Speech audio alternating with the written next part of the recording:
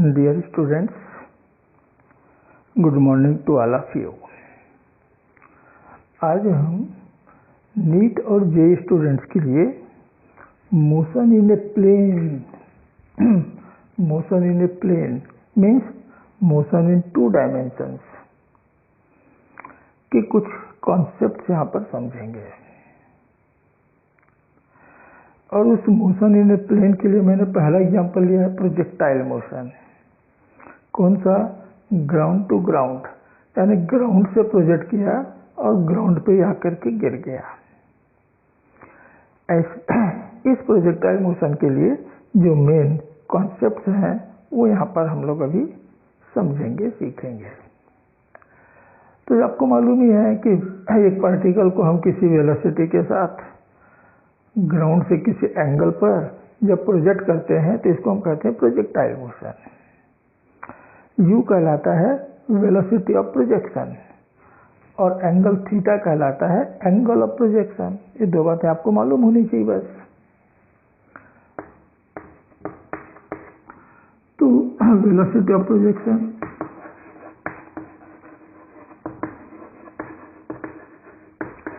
Equal to U and angle of projection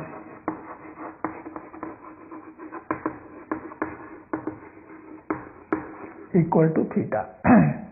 projectile motion का कोई भी प्रॉब्लम बस इन दो डेटा के बेस पे बनता है। ये दो डेटा भी आपको क्वेश्चन में अवेलेबल हैं, तो आपसे कुछ भी पूछा जाए आप कैलकुलेट कर लेते हैं। अब इसके हम दो कंपोनेंट मालूम कर सकते हैं। वन अलोंग एक्स एक्सिस इसको लिया हमने ग्राउंड को ही, and another along y axis, और ये वाई एक्सिस किसको लिया हमने? वर्टिकली अपवर्ड डायरेक्शन को। वर्टिकली अपवर्ड डायरेक्शन हमारे लिए वाई एक्सिस है और ग्राउंड हमारे लिए एक्स एक्सिस है, और जहाँ से हमने प्रोजेक्ट किया है वो हमारा ओरिजिन है, उसी को ओरिजिन ले लिया। ठीक है, तो x component of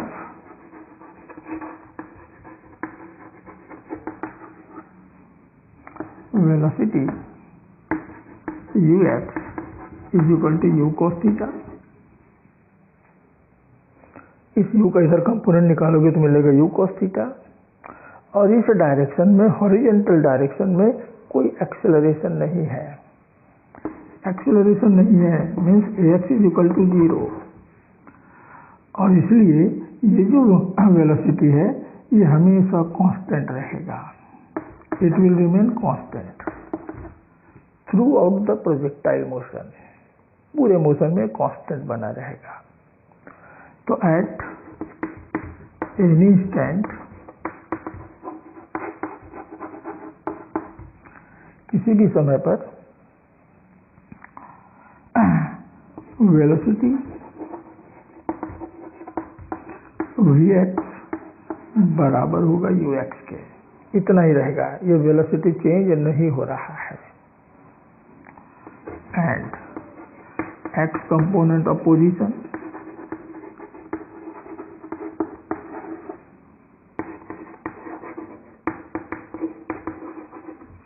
x component of position कि किसी टाइम पर ये प्रोजेक्टाइल यहाँ चलता हुआ यहाँ आ गया, इस पॉइंट पर आ गया। तो इस पॉइंट को हम दो कोऑर्डिनेट से दिखा सकते हैं, एक्स और वाई। ये आपका एक्स हो गया, ये आपका वाई हो गया। तो एक्स जो है इसका एक्स कंपोनेंट ऑफ पोजीशन हो गया, वाई जो होगा this is the y component of the position. तो एक्स कंपोनेंट ऑफ पोजीशन क्या मिलेगा? X is equal to u cos theta into t. भाई ये कांस्टेंट स्पीड से चल रहा है ना, और कितने टाइम तक चला है? टी टाइम तक। तो you cos theta into T के बराबर मिलेगा।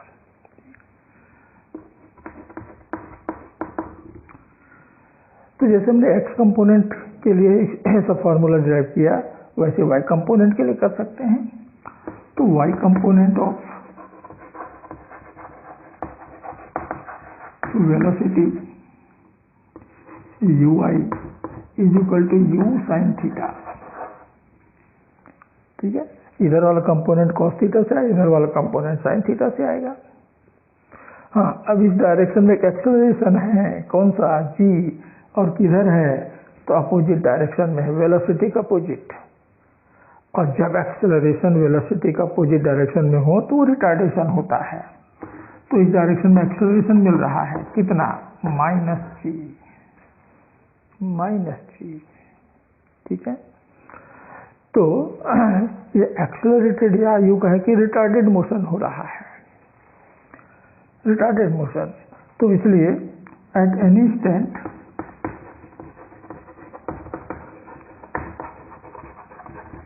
The velocity vy will be equal to ui plus ayt। First equation of motion apply करेंगे, vy is equal to ui plus ayt। तो ui तो भाई हमारे लिए u sin थीटा है, ay हमारे लिए -g है इंटू टी। इतनी वेलोसिटी उसके पास होगा, ठीक है। And y component of position,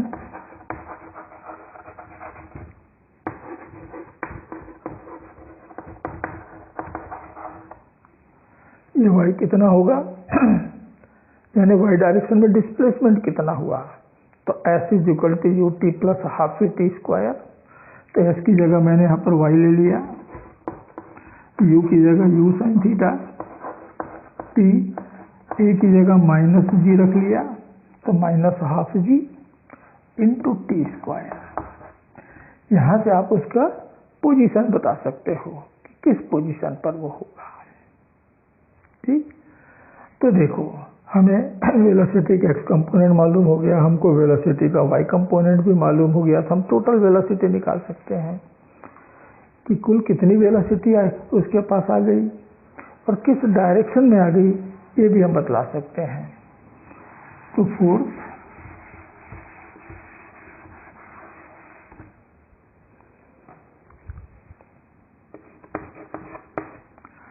eight any instant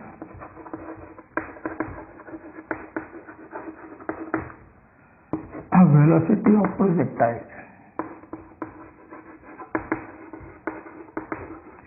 हमारे प्रोजेक्टाइल का कितना वेलोसिटी होगा, तो v is given by vx square plus vy square. vx अभी मैंने बताया, vy भी मैंने बताया, दोनों की वैल्यू रखना है, वेलोसिटी निकल आएगा। And angle of v with x axis, ये जो वेलोसिटी v है वो x एक्सिस साथ में कितना एंगल बनाएगा, तो उस एंगल के लिए आप इस फॉर्मूले का यूज करेंगे, tan theta is equal to vy upon vx, tan theta is equal to vy upon vx। vy कितना मिला, तो u sin theta minus gt, u sin theta minus gt, और vx कितना मिला, तो u cos थीटा। u मालूम है, theta मालूम है, t आपको दिया गया है कि इतने टाइम पे बताओ, तो आप यहाँ से इसको थीटा भी ले लिया, इसको अल्फा ले लेता हूँ, अल्फा। तो यहाँ से आपको अपना अल्फा एंगल मिल जाएगा कि कितने एंगल पर वो रन कर रहा होगा उस समय, राइट। तो इतना होगा। अब वो किस पाथ में चल रहा होगा, आप उसका इक्वेशन निकाल सकते हो, क्योंकि आपको x मालूम है, आपको y मालूम है, दोनों मालूम है, तो आप इनके बीच में रिलेशन निकाल सकते हो। तो फिर इक्वेशन ऑफ द पाथ, यानी जो पाथ इसने लिया है उस पाथ का इक्वेशन क्या होगा। तो देखो हमने कहा x equal to u cos theta t, हमने कहा y अभी भी लिखा हुआ है u sine theta t minus half g t square. तो पहले इक्वेशन से t की वैल्यू मतलब x upon u cos theta इस दूसरे इक्वेशन में रख दीजिए और सॉल्व कर दीजिए, and then you have the equation of the path.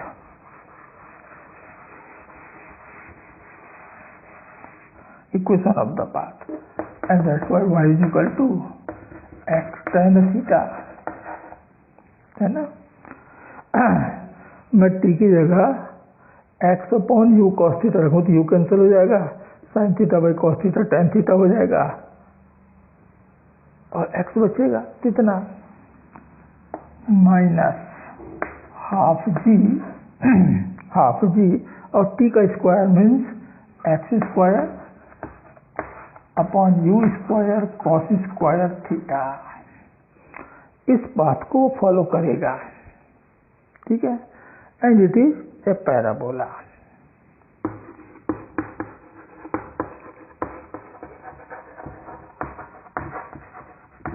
It is a parabola. जब एक वेरिएबल y दूसरे वेरिएबल के स्क्वायर पे डिपेंड करे तो उनके बीच का जो ग्राफ होगा, जो कर्व होगा, वो एक पैराबोला होता है। तो एक पैराबोलिक पाथ पर चलते हुए वो हिट करता है, ठीक।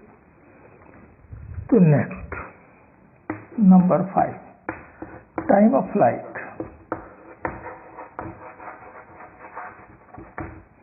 टाइम ऑफ फ्लाइट यानी कितने समय तक वो चलता रहा, कितने समय के बाद वो फिर से ग्राउंड को हिट करेगा। तो t बराबर होता है 2u साइन थीटा बाई जी। इतने टाइम के बाद वो फिर से ग्राउंड को हिट करेगा, ठीक। तो next maximum height. Maximum height इसको कहते हैं कि ज़्यादा से ज़्यादा ग्राउंड से कितना ऊपर उठेगा, कितना ऊपर तक जाएगा, यानी कि h। तो h के लिए अपने फॉर्मूला डिराइव किया हुआ है, h is equal to u square sine square theta by 2g। Maximum इतना हाइट वो कवर करेगा, ठीक है।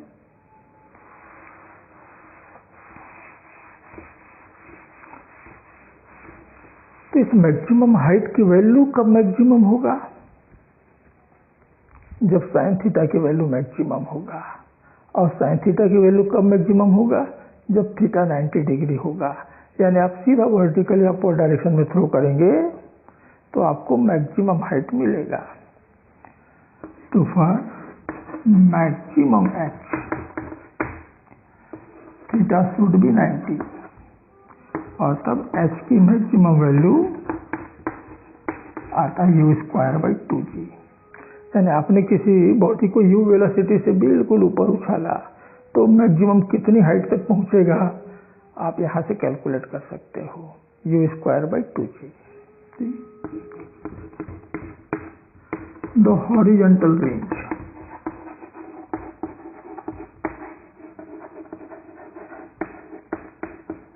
जिसको हमने r से रिप्रेजेंट किया हुआ है, यानी ग्राउंड पर वो कितना डिस्टेंस कवर करेगा। तो r बराबर होता है ux इंटू टी। ये जो डिस्टेंस है वो ux वेलोसिटी के साथ t टाइम में कवर किया गया है, ठीक। याद रखना कि दो परपेंडिकुलर डायरेक्शन के मोशन एक दूसरे से इंडिपेंडेंट होते हैं।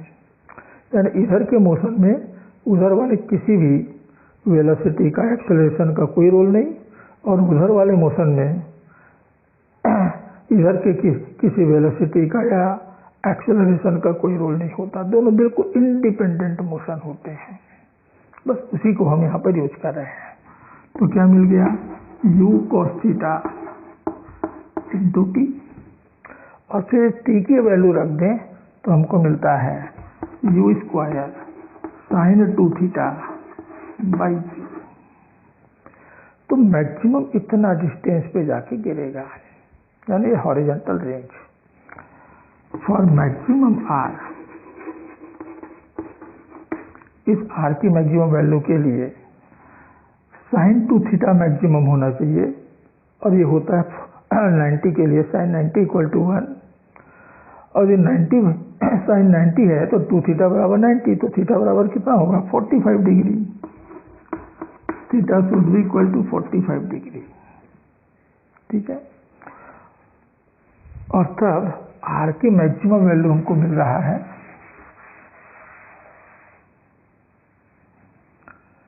Are maximum equal to u square by g. यानी आप किसी बॉडी को मैक्सिमम कितने डिस्टेंस तक थ्रो कर सकते हो। यदि आपने उसको u वेलोसिटी दिया हुआ है तो इतनी, और ये कब थ्रो होगा, जब आप उसको 45 डिग्री पे प्रोजेक्ट करोगे, 45 डिग्री पर, तब वो मैक्सिमम डिस्टेंस पे जाके गिरेगा। ठीक है।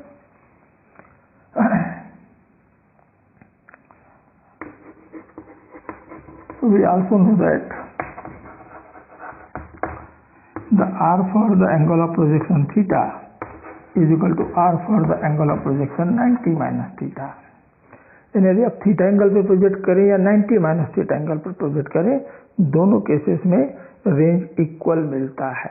हाँ, हाइट अलग होगी, टाइम ऑफ फ्लाइट अलग होगा, लेकिन रेंज इक्वल मिलेगा। ठीक है। तो नेक्स्ट पॉइंट नंबर 8,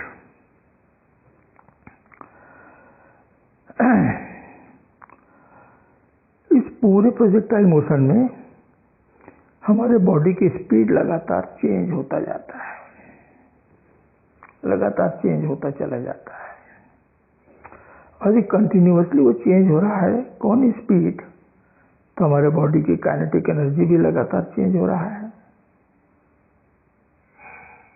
ठीक इसी तरह से बॉडी लगातार ऊपर उठ रहा है तो पोटेंशियल एनर्जी भी चेंज हो रहा है, यानी कि बढ़ रहा है।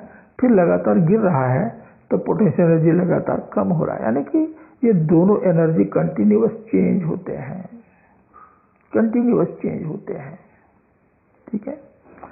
तो मैक्सिमम हाइट पर, हम मैक्सिमम हाइट पर आ गए, तो यहाँ पर उसके पास केवल एक वेलोसिटी होता है, वो है ux, यानी u cos थीटा।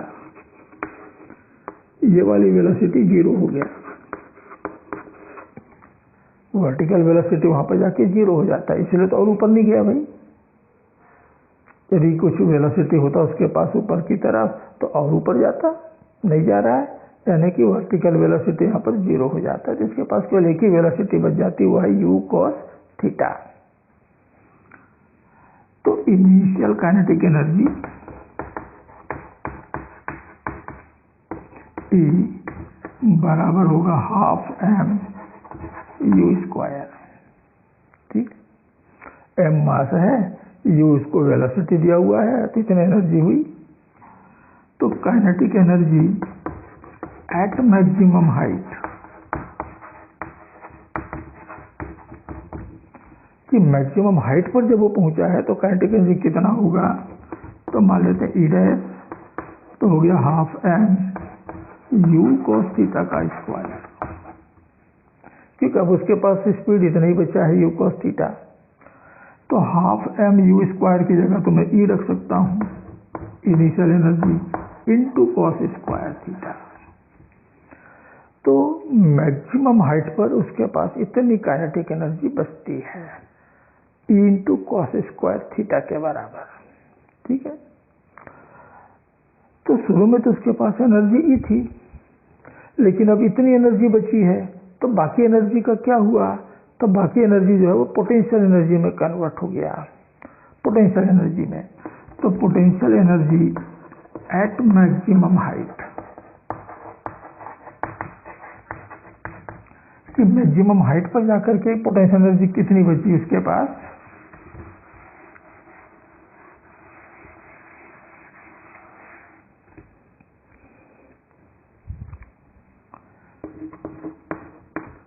तो E बराबर E था, उसमें से E डैश जो है वो काइनेटिक बन गया, E डैश जो है वो काइनेटिक के फॉर्म में बचा रह गया। तो पहले वाली एनर्जी में से अब जितनी एनर्जी बच गई है उसको घटा दीजिए, तो बाकी जो एनर्जी वो पोटेंशियल में कन्वर्ट हो गया। तो E में यदि हम E डैश को घटाएं तो हमको मिल गया E into sine square theta. तो E cos square theta kinetic के फॉर्म में बचा, E sign square theta potential के फॉर्म में कन्वर्ट हो गया। और इसे आप यहाँ से भी दे सकते हो mgh, भाई m मास कितने हाइट पे चला गया, h हाइट पे चला गया।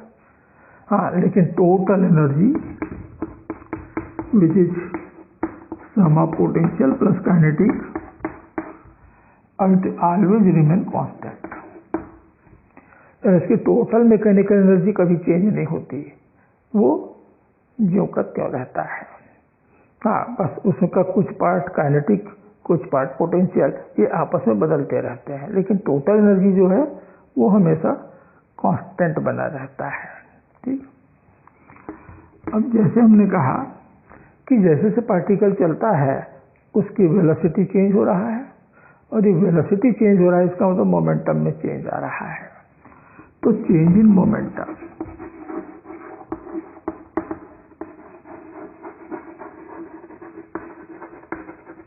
चेंज इन मोमेंटम, तो हमको मालूम है कि force is equal to change in momentum upon the time.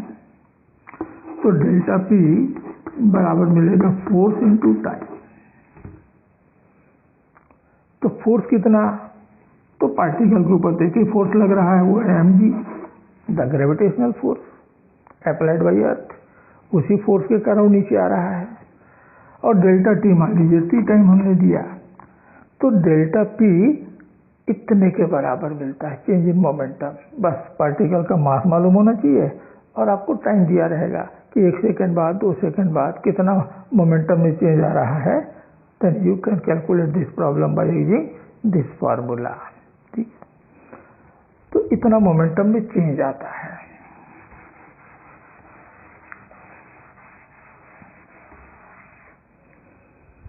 तो next,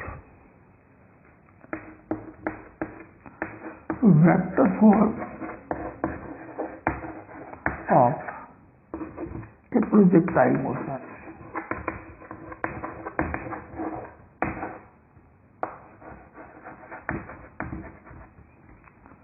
vector form of projectile motion, हमको मालूम है कि वेलोसिटी u बराबर होगा the x component plus the y component. दोनों कंपोनेंट का sum is the total velocity, and therefore u is given by u cos theta y direction में, u sin theta z direction में। ठीक है, मैं इतने को मान लेता हूं a, and u sin theta को मैंने मान लिया b। तो क्या मिला, u is equal to ai plus bj। It is vector form of a projectile motion. ये एक प्रोजेक्टाइल मोशन का कंप्लीट इक्वेशन है। यहाँ से आप कुछ भी कैलकुलेट कर सकते हो, कुछ भी। जैसे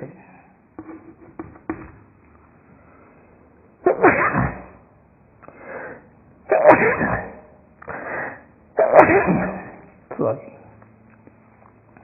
हमको पूछता है u यानी वेलोसिटी ऑफ प्रोजेक्शन, तो कैसे निकलेगा, √a² प्लस b², दोनों कंपोनेंट के स्क्वायर का सम का रूट आपको वेक्टर के वैल्यू के बराबर मिलता है, u के बराबर मिल जाएगा। आपको एंगल निकालना है, तो tan theta is equal to uy upon ux, uy upon ux। तो uy की जगह b है, ax की जगह a है, तो यहाँ से निकलेगा angle of projection theta tan inverse b by a।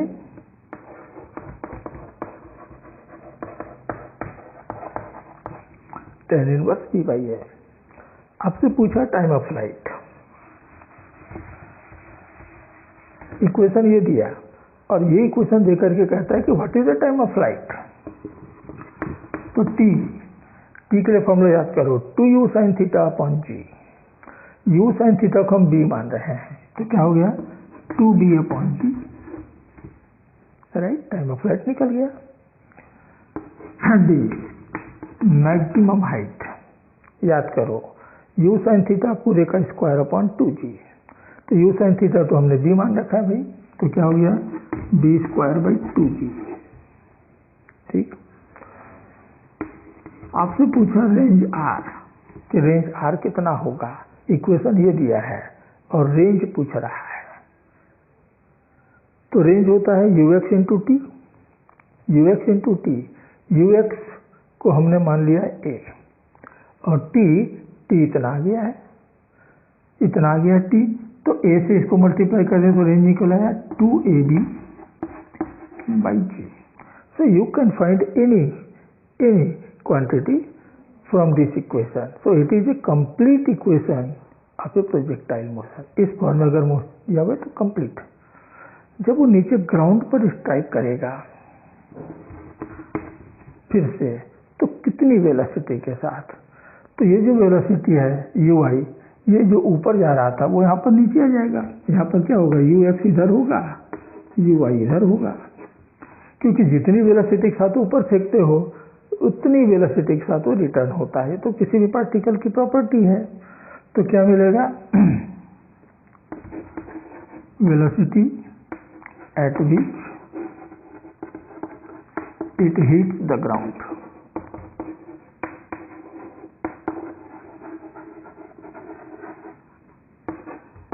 v equal to ai, ये तो ज्यों कहते हो ये बदल गया, प्लस जे की जगह माइनस जे में जा रहा है विद द सेम वेलोसिटी. तो इतने से गया इतने से लौटेगा. तो देख रहे हो कि सारे सारे सारे वैल्यूज आप यहाँ से कैलकुलेट कर सकते हो. तो मैंने कहा ना, it is a complete equation of a projectile motion. You can find any quantity from this equation. ठीक है, बस आपको ए क्या है बी क्या है आपको ध्यान रखना है, वो सारे इन फार्मूले में रखने हैं, आपको अपना मिल जाएगा. ठीक, तो वेक्टर फॉर्म हुआ एक प्रोजेक्टाइल मोशन का. बिल्कुल ऐसा ही पैरामीट्रिक इक्वेशन होता है. तो नेक्स्ट पैरामीट्रिक इक्वेशन, हमने क्या कहा, the x component of the position at any instant given by u cos theta t, y component is given u sin theta minus gt. Sorry, ये थोड़ा गड़बड़ हो गया है. डिस्प्लेसमेंट है ut plus half a t square. तो u sin theta t minus half g t square, इतना. और फिर से मान लीजिए u cos theta is equal to a. मैं इसका कुछ ना कुछ तो वैल्यू आएगा ना सॉल्व करने के बाद. ए मिला, u sin theta is equal to b and half g, it is also constant, मान लीजिए सी. तो सेट ऑफ इक्वेशन क्या मिला, x is equal to a t, y is equal to b t minus c t square. This set of two equations is called the parametric equation of a projectile motion. अब यहाँ से आपसे कोई भी चीज़ पूछे आप निकाल सकते हो. कैसे, आपसे मान लो यू पूछा तो क्या मिलेगा, root a square plus b square. यहाँ से मान लो थीटा पूछ रहा है तो tan theta is equal to b by a. यहाँ से मान लीजिए आपसे टाइम ऑफ फ्लाइट पूछा टी, तो टी होता है 2u sine theta by g, 2u sine theta by g. तो u साइन थीटा की जगह तो मैं b रखूंगा और g की जगह 2c रखूंगा. तो क्या हो गया 2b बाई 2c यानी कि b बाई c. फिर आपसे पूछा h maximum height, u sine theta का स्क्वायर बाई 2g. तो u साइन थीटा तो भाई b है, उसका स्क्वायर हो गया b स्क्वायर अपॉन 2g. तो g तो c है, g तो 2c है, तो 2g कितना हो गया 4c.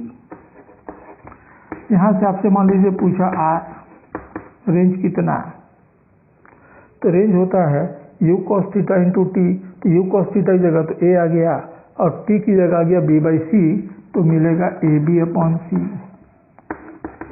और यहाँ से आपसे g की वैल्यू मान लो पूछ रहा है तो g की वैल्यू होगा 2c. यहाँ जो भी आ रहा है c उसका डबल, यही आपका g है. ठीक, मान लो यहाँ पर दिया है 2t स्क्वायर, यानी c की वैल्यू 2 दिया, तो g की वैल्यू कितना होगा वहाँ पर 4. ठीक है ना, तो जो भी c दिया उसका डबल. तो it is also complete equation for a projectile motion. Complete equation है. तो यहाँ से भी हम अपने प्रोजेक्टाइल मोशन को सॉल्व कर सकते हैं बाय अप्लाइंग ऑल दिस फार्मूले. ठीक है, ये फार्मूले हो सके तो याद कर लीजिएगा, नहीं तो आप इसी तरह से डिराइव कर लीजिएगा कि ए का मतलब क्या है, ए का मतलब यू कॉस थीटा है, बी का मतलब क्या है तो बी का मतलब यू साइन थीटा है, और सी का मतलब क्या है तो हाफ जी है। ये यदि आपको याद रहे तो आप अपना फॉर्मूला डिराइव कर सकते हो। ठीक है,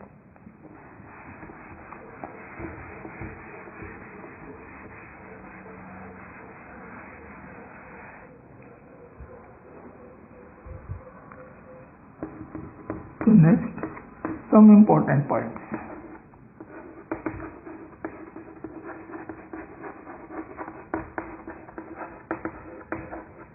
Some important points.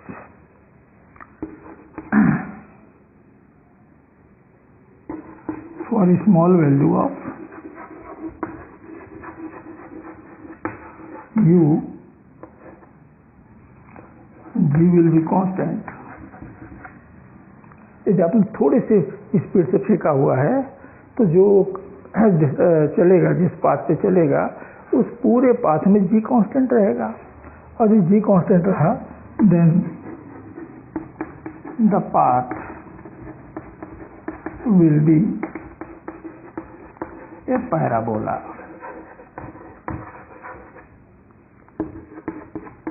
For large value of u, g not equal to constant, यानी प्रोजेक्टाइल बहुत ऊपर तक चला गया, और आपको मालूम है कि जब बहुत ऊपर जाते हैं तो जी की वैल्यू में चेंज आता है, वेरिएशन आता है, और जब जी चेंज आएगा तो जो पाथ होगा it is not a parabola, it will be a conic section. Then the path will be a conic section.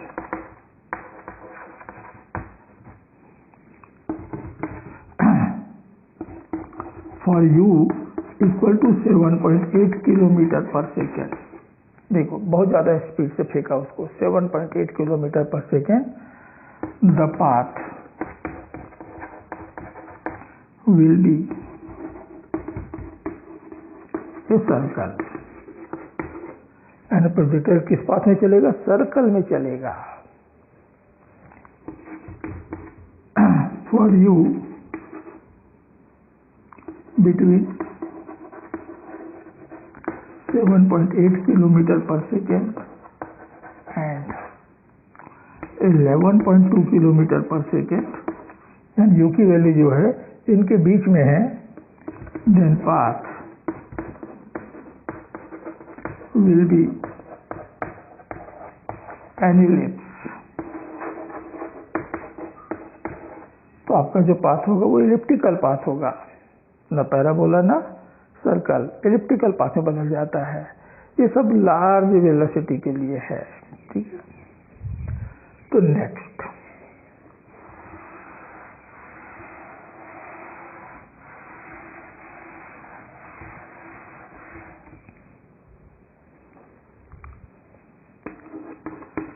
During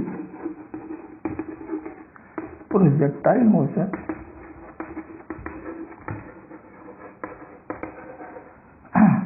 x component of velocity and total mechanical energy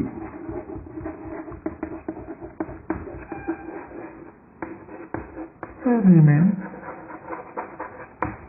unchanged, but vertical component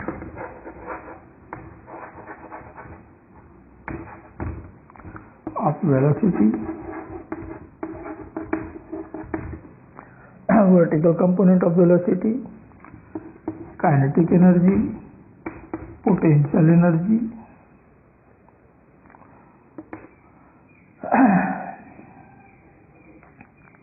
will change. Momentum भी change होता है, momentum will change,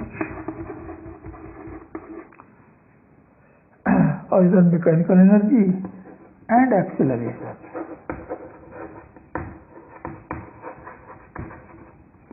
acceleration, mechanical energy and x component of velocity, ये constant रहते हैं, लेकिन बाकी सारी quantities लगातार लगातार चेंज होते चले जाते हैं।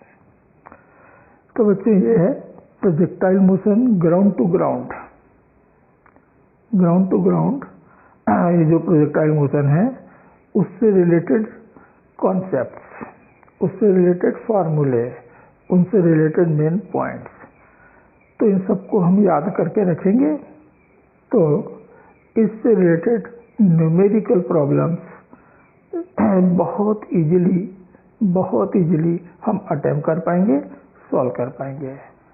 और जैसे मैंने कहा ना, जिस एग्जाम को आप क्रैक करने जा रहे हैं वहाँ दो चीज़ें बहुत इंपॉर्टेंट हैं। नंबर 1 स्पीड, नंबर 2 एक्यूरेसी, कि आप किस स्पीड से क्वेश्चन सॉल्व करते हैं और आपकी एक्यूरेसी कितनी है। हमें इन दोनों को मेंटेन करके चलना पड़ता है।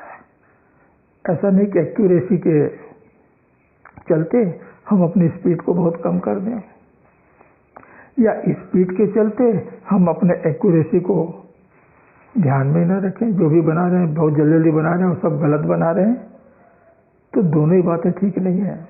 स्पीड का कम होना भी ठीक नहीं है, एक्यूरेसी का कम होना भी ठीक नहीं है। हमें दोनों को मेंटेन करके चलना पड़ता है, और ये तब होता है जब आप न्यूमेरिकल सॉल्व करने की ज़्यादा से ज़्यादा प्रैक्टिस करें। और जब आप ज़्यादा से ज़्यादा न्यूमेरिकल सॉल्व करेंगे तो ये सारे फार्मूले जो आपको लगता है अरे बाप रे इतना सारा कैसे याद करेंगे, वो सब अपने आप ऑटोमेटिकली बिना किसी एफर्ट के याद हो जाएगा। भाई V = U + AT, आपने 4 बार इस फार्मूले से प्रॉब्लम सॉल्व किया, 4 बार इस फार्मूले का यूज किया, आपको ये फार्मूला याद हो जाएगा। तो फार्मूले याद करने का सबसे बेस्ट मेथड यही है कि आप उनसे रिलेटेड ज़्यादा से ज़्यादा प्रॉब्लम अटेम्प्ट करें, ज़्यादा से ज़्यादा प्रॉब्लम सॉल्व करें। और घर में सॉल्व कर रहे हैं तो आराम से करेंगे, ऐसा नहीं। आप अपने नेचुरल स्पीड से कीजिए और कोशिश कीजिए कि मेरी स्पीड बढ़ती जाए। डे बाय डे अपनी स्पीड बढ़ाना है, डे बाय डे अपनी स्पीड बढ़ाते चलिए। लेकिन स्पीड बढ़ाने के कारण एक्यूरेसी कम ना हो, इसको भी ध्यान में रखते रहिए कि जो भी मैं करूं एकदम करेक्ट करूं। ऐसा नहीं कि 2 × 3 = 6 लिखने के बजाय 2 × 3 = 5 लिखना शुरू कर दें आप हड़बड़ी में, स्पीड बढ़ाने के चक्कर में। तो स्पीड तो आपने बढ़ा लिया, आपने अपना कॉन्सेप्ट भी बहुत क्लियर किया हुआ है, सब कुछ ठीक है, लेकिन स्पीड के चक्कर में आप गलत कैलकुलेशन कर रहे हैं। जहाँ मल्टीप्लिकेशन होना चाहिए था वहाँ पर आपने एडिशन कर दिया। लिख भी रहे हैं, बोल भी रहे हैं कि 2 × 3, आप लिख भी रहे हैं, बोल भी रहे हैं, लेकिन उसका रिजल्ट क्या दे रहे हैं आप 5, तो गलत हो रहा है, अनजाने में गलत हो गया आपसे। तो अपने माइंड को बिल्कुल कांस्टेंट रखना है, उसमें कहीं एक्साइटेशन नहीं आना चाहिए एकदम से। तो उस एक्साइटेशन के कारण ही फिर आप गलती करते हैं बार बार। तो अपने को ये सब मेंटेन करना है, और इसी की प्रैक्टिस हमें भी साल भर तक करनी है। तो हर रोज जितना हो सके उतना ज़्यादा न्यूमेरिकल सॉल्व कीजिए। और जब आप प्रैक्टिस कर रहे हैं तो किसी एक टॉपिक से रिलेटेड क्वेश्चन को ही सॉल्व करते जाइए, तो उस टॉपिक से रिलेटेड सारे फार्मूले आपके सामने एक के बाद एक खुलते जाएंगे, आते जाएंगे, लिखते जाएंगे, वो सब फार्मूले आपको एक एक करके याद होते चले जाएंगे। हाँ, लेकिन एग्जाम में तो किसी एक टॉपिक से नहीं आना है। तो जब आप 2 टॉपिक 3 टॉपिक कंप्लीट कर लें तो फिर रैंडम क्वेश्चन आप लीजिए, कुछ यहाँ से कुछ वहाँ से कुछ वहाँ से, और उनको सॉल्व करने की कोशिश कीजिए उसी स्पीड से, उसी एक्यूरेसी के साथ। बल्कि स्पीड आपकी बढ़ जाए तो बहुत अच्छा, बहुत बढ़िया, ठीक है ना। तो बच्चों, इन सारी बातों को, इन सारे टिप्स को ध्यान में रखिएगा जब आप इसकी तैयारी कर रहे हैं। तो नेक्स्ट वीडियो तक के लिए आप सबको मेरा नमस्कार। जय हिंद।